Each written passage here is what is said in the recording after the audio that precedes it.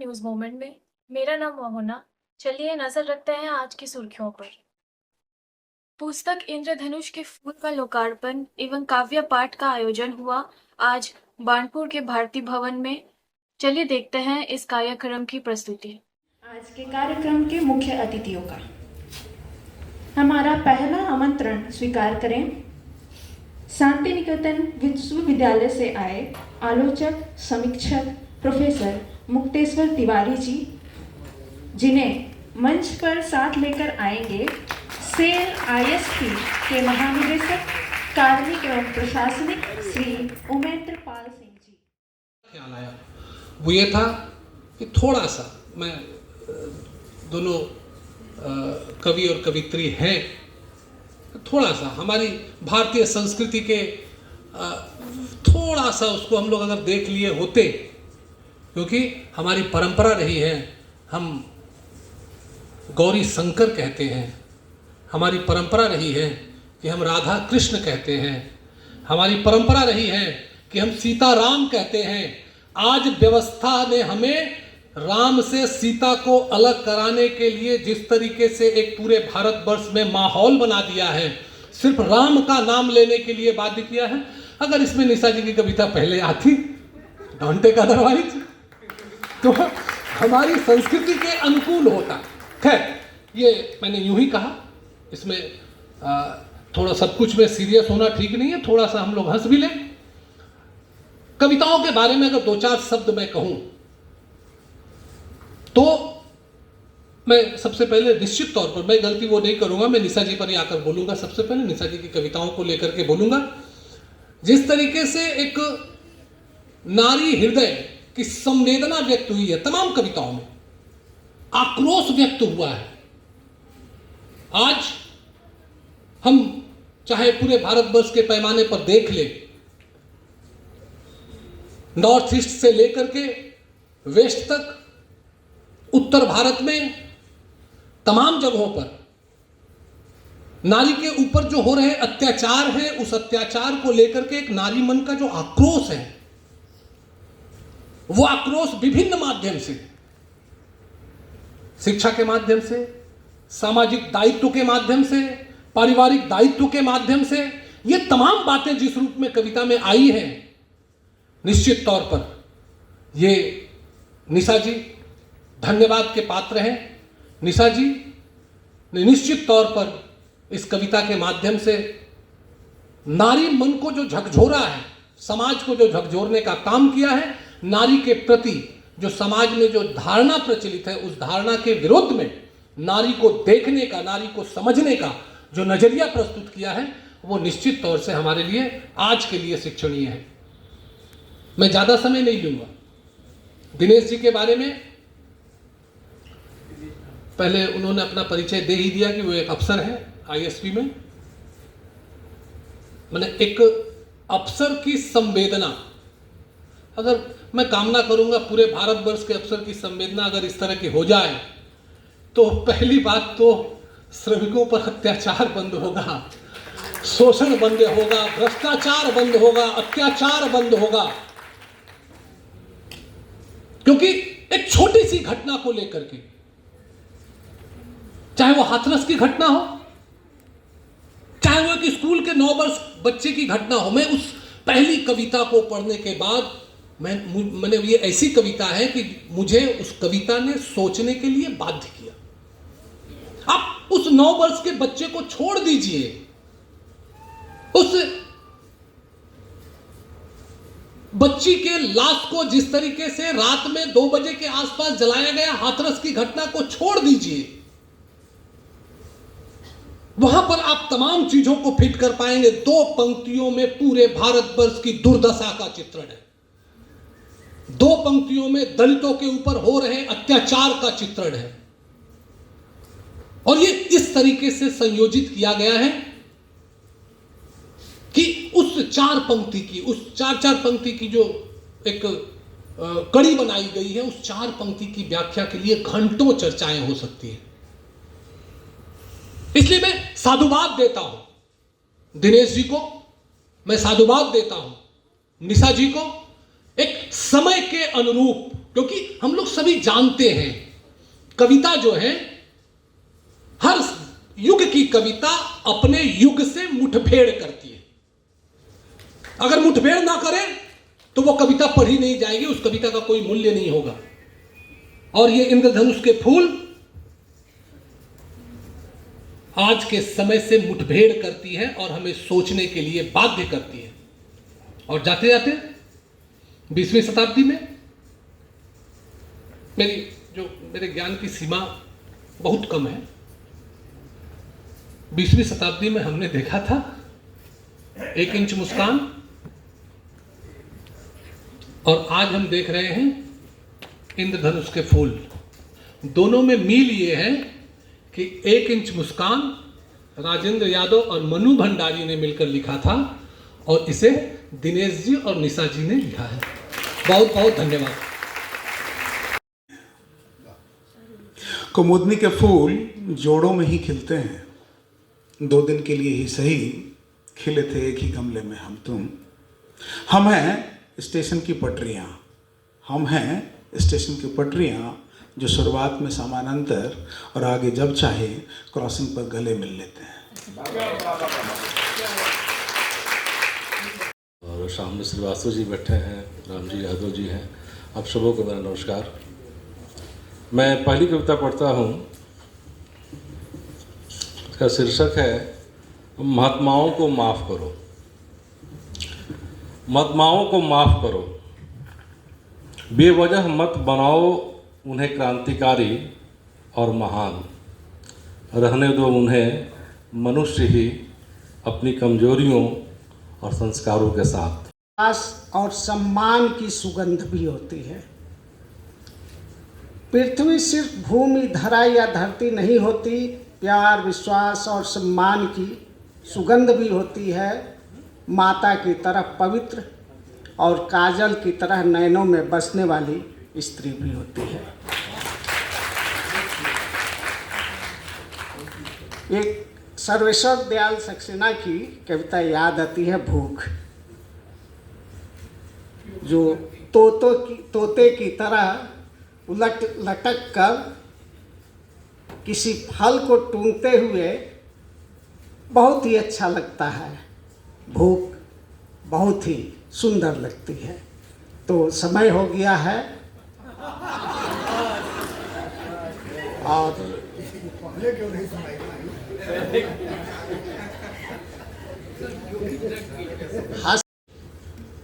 छात्र और छात्राओं,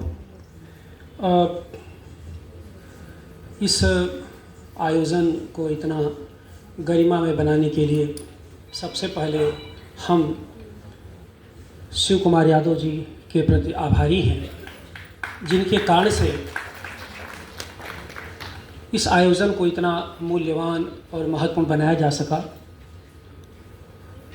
बहुत दूर दूर से इस सभागार में आए हुए लोग हैं, बहुत के नाम मंच से बताए जा चुके हैं। कलकत्ता से आकांक्षा और हंस, धनबाद से राम इकबाल कुशवाहा, डॉक्टर कुशवाहा, ये लोग भी आए हुए हैं जिनको मैं पहचान रहा हूँ, और जो लोग छूट गए थे मैं इस मंच से इनका भी स्वागत करता हूँ। सहयोग पत्रिका के माध्यम से शिव कुमार जी ने आसनसोल के इस ज़मीन को जितना उर्वर बनाने की कोशिश की है, यह इन्हीं के वश की बात थी। और उसके बाद इनकी पत्रिका के माध्यम से यहाँ का जो सर्जक समुदाय, आज का जो आयोजन मैं देख रहा हूँ वह काबिल तारीफ है। यह एक ऐसा संगम बना हुआ है आज, जो आज के समय में, आज के बाजारी समय में अविश्वसनीय सा लग रहा है। बड़ा सुखद आश्चर्य है कि कविता पर बात करने के लिए, कविता को सुनने के लिए आज हमारे पास फुर्सत है। और हम केवल साहित्य जगत के लोग नहीं हैं, यहाँ ऐसे ऐसे लोग हैं जो वैज्ञानिक हैं, जो इंजीनियर हैं, जो अधिकारी हैं। प्रायः तो ऐसा यह दौर भी है जिसको हम लोग प्रायः मान बैठे हैं कि यह कविता विरोधी दौर है। कविता विरोधी समय में कविता पर बात करने के लिए विभिन्न हलकों से जिस तरह से मैं यह संगम देख रहा हूं, यह सम्मेलन देख रहा हूं, यह लोकार्पण देख रहा हूं, यह मेरे लिए बड़ा ही सुखद है, आह्लादकारी है। मैं बटनपुर की इस्पात निर्मात्री संस्था ISP लड़का है, वो बच्चा 9 साल का था और विद्यालय में मटका रखा होगा, उसने पीने का कोशिश किया तो उसकी जाति निम्न थी ऐसा बोल करके उसके अध्यापक ने बहुत पिटाई की और वो बच्चा 15 दिन 17 दिन हॉस्पिटल में भर्ती रहा और उसकी मृत्यु हो जाती है। तो उसी बात को मैं इलैबोरेट करना चाह रहा हूँ अपने पंक्तियों के माध्यम से।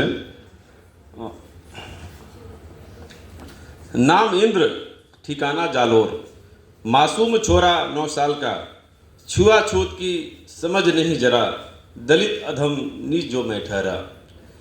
ओ आराम तलवी दिन, होश था न हवास, अस्पताल के ही थे मजे कम वक्त, और रुकी एक दिन श्वास। कई को निजात तो मिला होगा, कई को तो निजात मिला होगा, दलित अधम नीच जो मैं ठहरा। जिंदा रहता तो अमृत काल मनाता, कलेजे पे रख के तिरंगा फहराता। चलो अच्छा हुआ मरने से मनाने का छुटकारा मिला, चलो अच्छा हुआ मरने से मनाने का छुटकारा मिला। जिंदा मानूं या खुद को मरा, दलित अधम नीच जो मैं ठहरा। कैसे मनाऊं जश्न ए आज़ादी, एक्चुअली वो 15 अगस्त के समय का टाइम था। कैसे मनाऊं जश्न ए आज़ादी, खुलकर कैसू नुसास, करवा दूं ऐसी मुनादी। समझा नहीं समाज का ककहरा, समझा नहीं समाज का ककहरा, दलित अधम नीच जो मैं ठहरा। मटकी का पानी पीना, मटकी का पानी पीना, घोड़ी पर चढ़ना, मूछों पर ताव देना मौत का कारण है मौत पर भी हर प्रहर पहरा, दलित अधम नीच जो मैं ठहरा। एक घटना है उत्तर प्रदेश की जहाँ एक महिला को जो रात को जला दिया जाता है, उसको न्याय नहीं मिलता, उसके मैं लिखा हूँ कि है मौत पर भी हर प्रहर पहरा। बढ़े कैसे दायरा, शक के दायरे में हैं हम, हूँ अब भी सहमा हुआ डरा हुआ, आत्मबल आत्मविश्वास कहाँ से लाऊं, कैसे लड़ूं मैं ज्ञानी चिंगारी, दलित अधम नीच जो मैं ठहरा।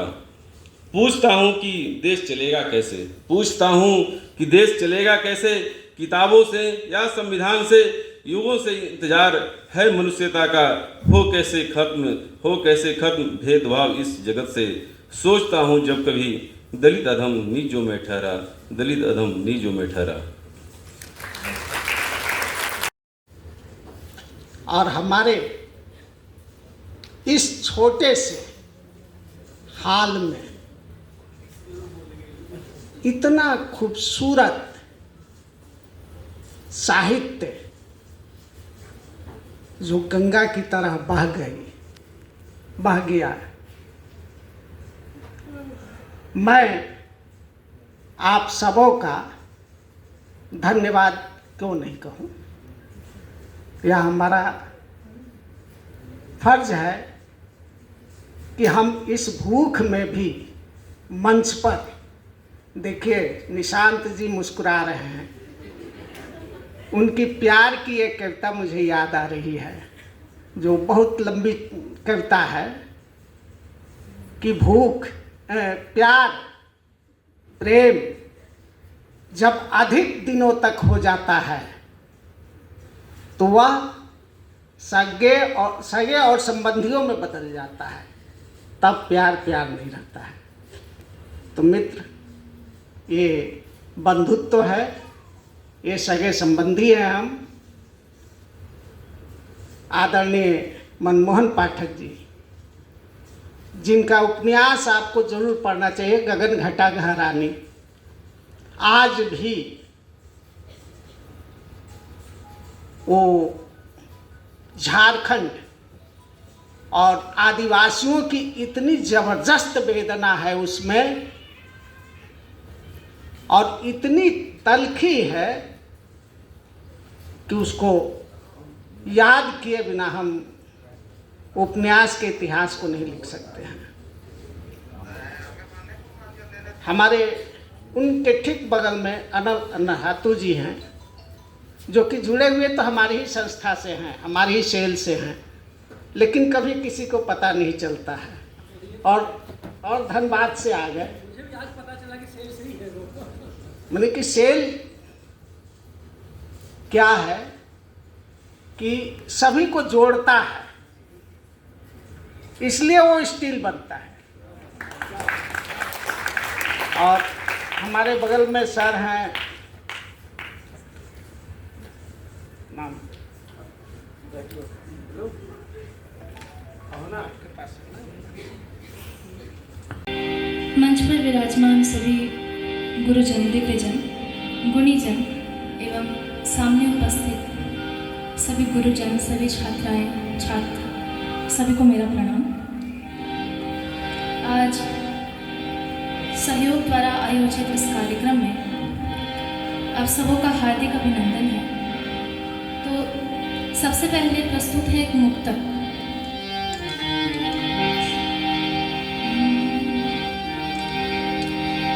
अब तो बोलना दुश्वार हो गया है,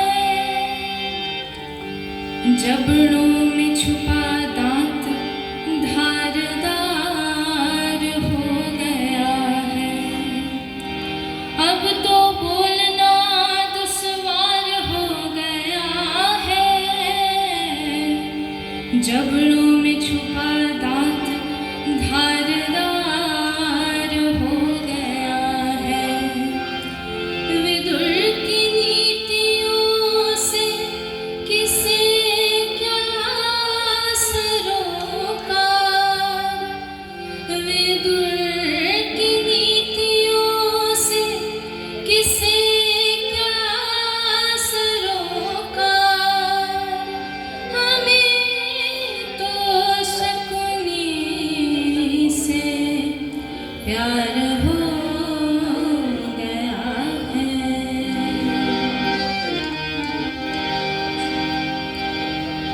प्रस्तुत है जयशंकर प्रसाद द्वारा रचित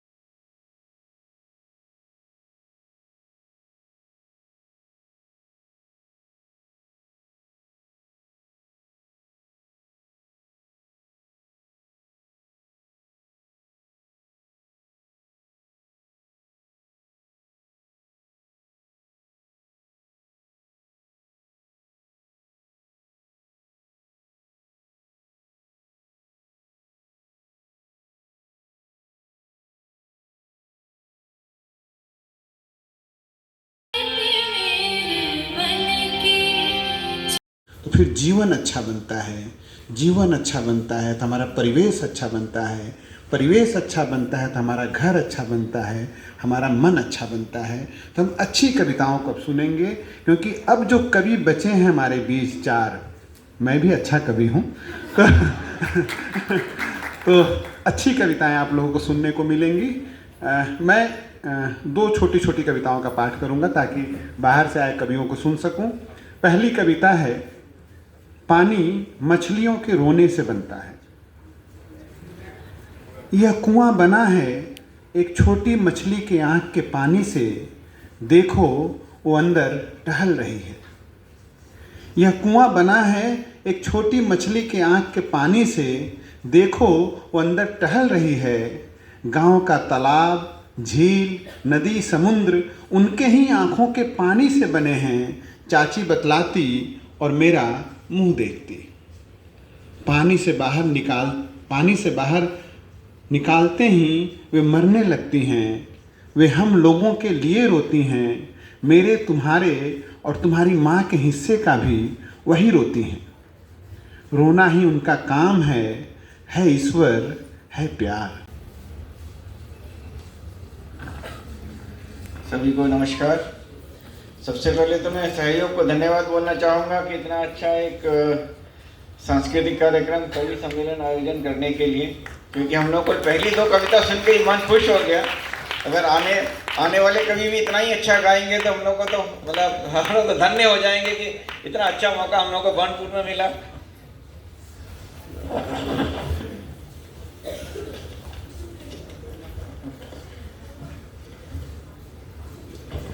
और इस कार्यक्रम में उपस्थित इसको इस्पात संयंत्र के अधिकारीगण, आयोजन के अध्यक्ष, काशी विश्वविद्यालय बनारस से पधारे प्रोफेसर श्री प्रकाश शुक्ल जी, विश्व भारती शांति निकेतन से आए प्रोफेसर मुक्तेश्वर तिवारी जी, कोलकाता से आए कवि यतीश कुमार जी, धनबाद से आए मनमोहन पाठक जी, अनल हाथू, कवि निशान, नीतू निशा और दिनेश जी, और श्रोतागण और ये साहित्य के प्रेमी लोग जो यहाँ बैठे हुए हैं, श्रोतागण, छात्र छात्राएं और विभिन्न विश्वविद्यालय और कॉलेज के छात्र छात्रा, सभी को मेरा नमस्कार। इस आयोजन में ये जो आयोजन था इसमें हमारा दिनेश जी और नीतू निशा जी इंद्रधनुष के फूल काफ़ी दिन से एक किताब का इनॉग्रेशन के लिए बहुत दिन से वेट कर रहे थे।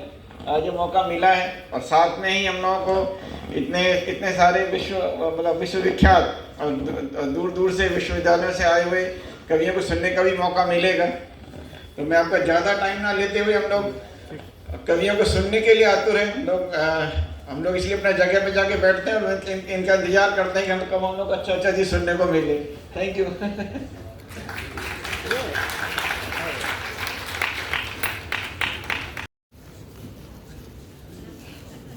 कर्तव्य रुकनी नहीं चाहिए।